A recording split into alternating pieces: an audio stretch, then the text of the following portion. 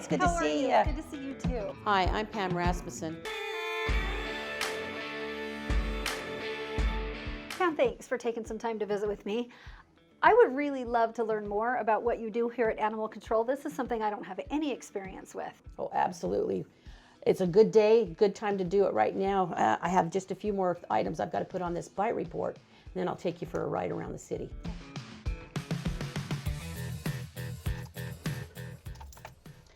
Well, Mayor, I hope you're ready for this. This is a good day for you to come and ride along. I'm excited to be here. It's fascinating to me. So Pam, where are we headed to first? We're going to come over here to the equestrian park. We've had calls of horses not being taken care of. I'm just on a follow-up because we've been in touch with the horse owner. We've warned them about the condition of the...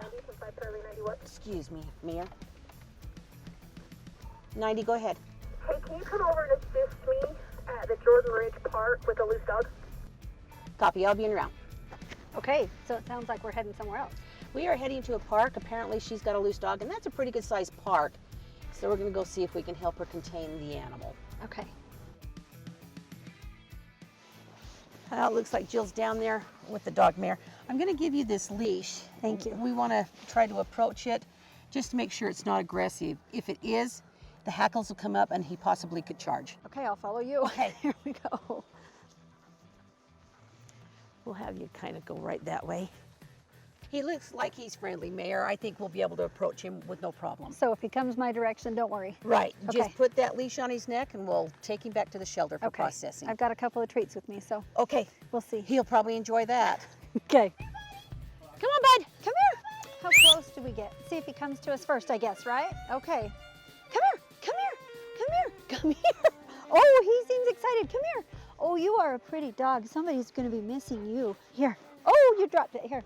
It's right there. Right there.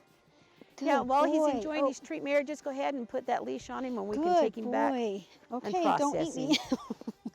Here we go. Hey, bud, Here sit. we go. Sit. Good boy. Sit. Good boy. Sit. Good Thank boy. you. When the dog came running at me, it took me back to when I was little. I had a big dog chase me when I was little, and it made me nervous, afraid of dogs growing up. But I'm past that now, and I just really appreciate the expertise of Pam and Jill and their reassurance that if the dog chooses to come to me, if this happens that way, I'm going to be safe. Hey, thank you guys for coming and helping. When I got this call, they weren't sure if he was friendly or vicious, so I just wanted the backup. Okay. Well, But- I'm grateful he's friendly. Yes, yes, it's always easier and nicer, but I will go ahead and take him back to the shelter and get him processed. Okay, Thank you guys You'll so want much those for your again. help. Thanks. Okay, appreciate it. ya. See Thank ya. you. Hi, I'm Jill. I've worked with South Jordan Animal Control for 16 years. When we come on scene to loose animals, we never know what we come across. We don't know if they're mean, friendly, vicious, so we always go through kind of steps. The first step is we always try verbal commands.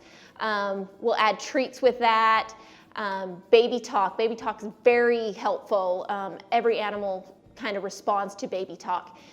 If we can't get them to come to us and they seem aggressive, we have several equipment that we use for their safety and ours. It's a catch, pull, and what we call a snappy snare. So, that, as pretty as that wasn't, that dog was beautiful, and he seemed maybe just to have gotten out of somebody's house. He was very nice. Is it always that easy? He was pretty easy.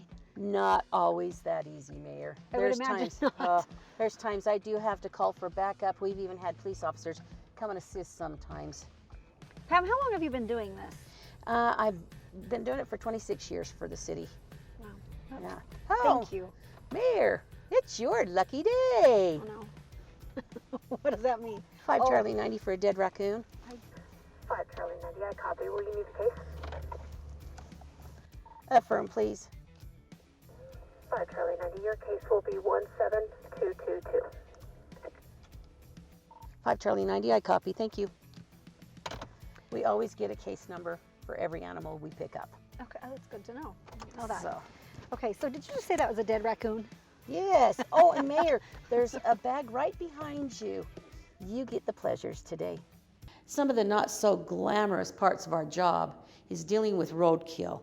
We do not deal with the deer on the highway or roadways, but we do deal with the smaller animals, ducks, raccoons, dogs, cats. Poor little thing. We have to clean this up because it could be a traffic hazard. So, Mayor, I'm going to give you some gloves. Okay. Okay, Tell me here's the best your. way to go about this. Okay, what we do is we open the bag as best we can. We get our hands underneath and then we just kind of scoop it up. Okay. You'll do Okay, fine, Mayor. go. Okay.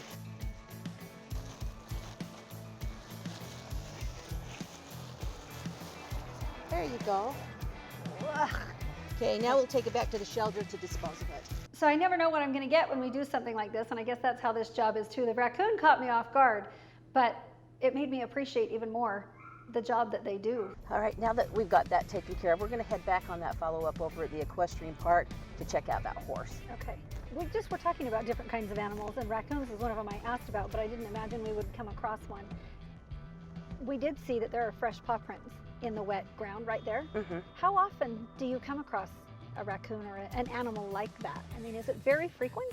It is quite frequent. In fact, in the summertime, we can average up to 3 raccoons a day, Wow. and maybe 3 times a week, like that. What might be the hardest thing about The this hardest job? time when we are picking up, we call them DOAs, is if it's somebody's family pet.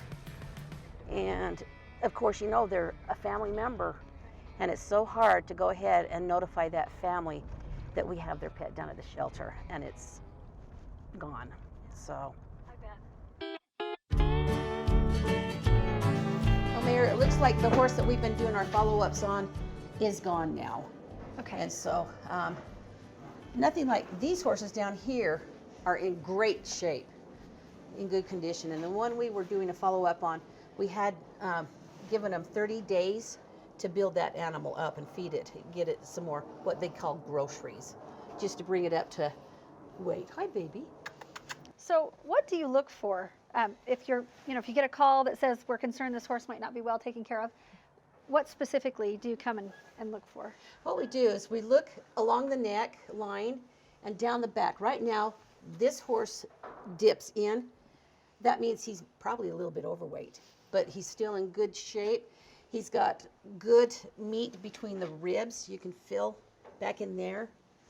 And most of the time you can see the tail head No. and the hip and the rib cage on a lean horse. Okay, So, but this one is in great shape. good. Well, I know this isn't the horse we were coming out to look at, but it's nice to see Yeah, exactly what this is an how we ideal like it situation here. looks like. Yeah. Yes, yeah, this is how we good, like it here. Good. Oh, hey guys, you guys are just in time for us to show you how we Hi. process the dogs and how we get them into our system. First thing we do is we will scan him for a microchip because a lot of dogs do have microchips now. We have a couple different ones. We have the Avid and then we have a Universal that we always try. And so we'll just see if we can't scan.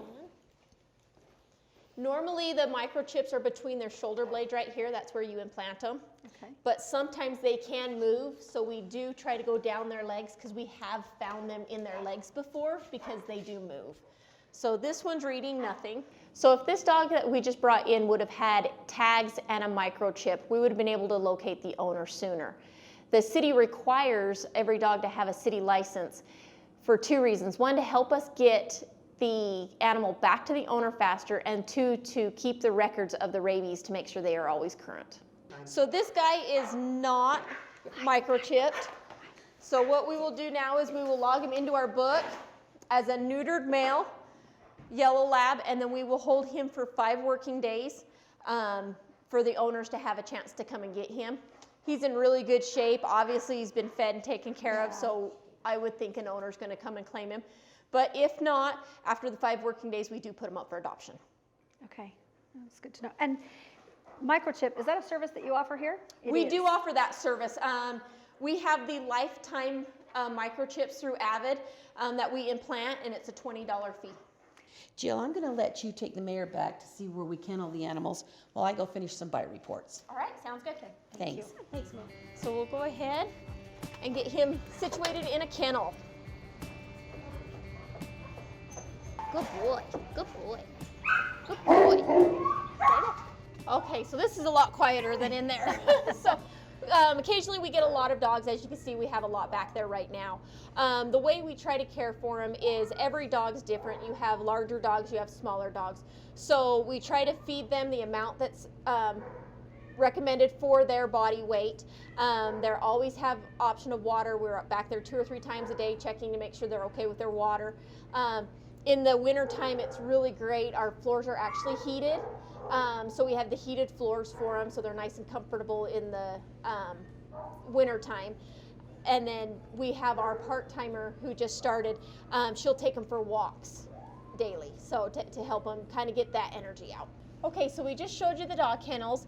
So this is where we would keep our main cats. We have the individual kennels, but when we don't have a lot of cats, we will kind of, and if they get along, we will kind of let them just kind of have free roam so that they're not cooped up and they don't feel like they're in cages all the time. So if somebody comes in and wants to adopt a dog or a cat, but they want to maybe spend a minute, I don't know, getting to know them a little bit and checking out their temperament, is that an option? It is. We have what's called a get acquaintance room, where we can put them in the room and then we can get the animal. And if they have an animal, we also like for them to bring their animal in to make sure they're compatible, because we don't want them to go home and maybe have a little tussle because they don't get along. Yeah, no, that's great.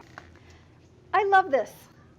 This is, what a fun room. This was very fun to watch it go together. So the kennels back there, are they only dogs that you put back there? Is there ever any time that you put anything else in there? We have put different animals in there. We've had turtles, we've had chickens, we've had turkeys. Really? So we've had various sizes of smaller animals that we put in the dog cages. But we do have larger pens for our livestock. Do you only put horses in here on occasion? I mean, I don't know if that even happens very frequently. Or are there other animals? Have you ever had to put a steer or anything like that in here? Yeah, we get all kinds of different animals. I've had pigs, goats, sheep, horses, cows. The city's building now, so we're getting a lot fewer of those, but we do like having a place where we can put them. We also actually use these areas as turnouts for the dogs occasionally So on they good like to days. come out and play and run Yeah, around. And they can kind of have a bigger pen to play in, and we can let them have a couple hours outside. That's awesome. Well, I know you guys have dogs to walk coming up, and I appreciate so much the chance to be here with you today. Thank you for taking the time to let me come, and thank you to Pam. Please tell her I said thank you. I will. Thank I just you. really appreciate the chance to be here and to see what an outstanding job you do taking care of the animals and everything that involves in the city. I think it's a critical service that a lot of us aren't even aware of, you know, that we don't think very much about, but I couldn't be more impressed or more grateful for what you do. So Well, thank you. Thank you. Thank you. Appreciate it. Okay, have fun walking the dogs. Thank you, I will. Okay, Thanks. It's been a privilege for me to spend the day with our animal control officers. I appreciate so much the great care that is given to the animals that come through here. We are in good hands in this city. Thank you for joining us on another episode of our City Jobs, and we'll look forward to another one coming up soon, showing you the great work that goes on behind the scenes, helping us keep South Jordan one of the greatest places in America to live.